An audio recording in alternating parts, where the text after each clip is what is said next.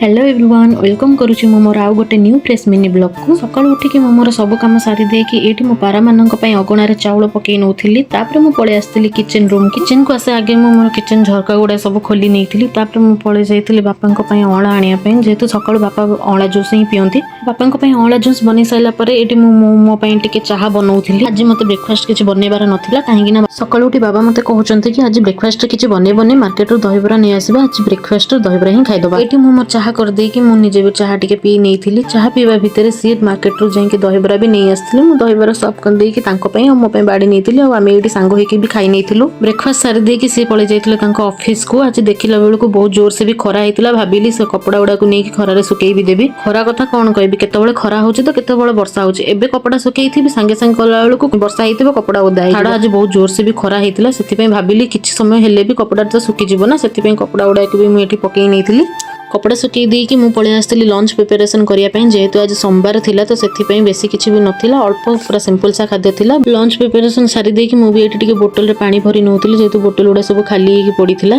finally सब काम सारी कि मु रूम भीतर को आसिला बेल को मो हालत पूरा खराब हे जाइथिला तो केला बेल को फ्रिज रे स्प्राइट ठंडा थिला तो मु सेई ठंडा रो टिके पी नेइथि ठंडा पी कि मु टिके रेस्ट नै आइथिला और रेस्ट नबा भीतर देखंतु आपन को वर्षा कथा कहू कहू ही वर्षा देवता आसी हाजिर हे गलेनी थैंक गॉड मु कपड़ा उडा सब सुखेइथिली जहा नै आसीथिली एठी मु कपड़ा उडा को सब भांगी दउची भांगी दबा भीतर बापा और ये भी पळे आसीथिले आमे लंच भी सारी नेइथिलु जहार क्लिक मु नै पारिनी और एठी मु इवनिंग रे टिके मु फ्रेश हे जाइथिली फ्रेश होबा भीतर ये मत आनी कि चिडौचंती जेहेतु मु ठंडा खाय पी कि सेठी बोतल ही पकेई देइथिली तांको पई किछि रखि नथिली तो से चिडौचंती तो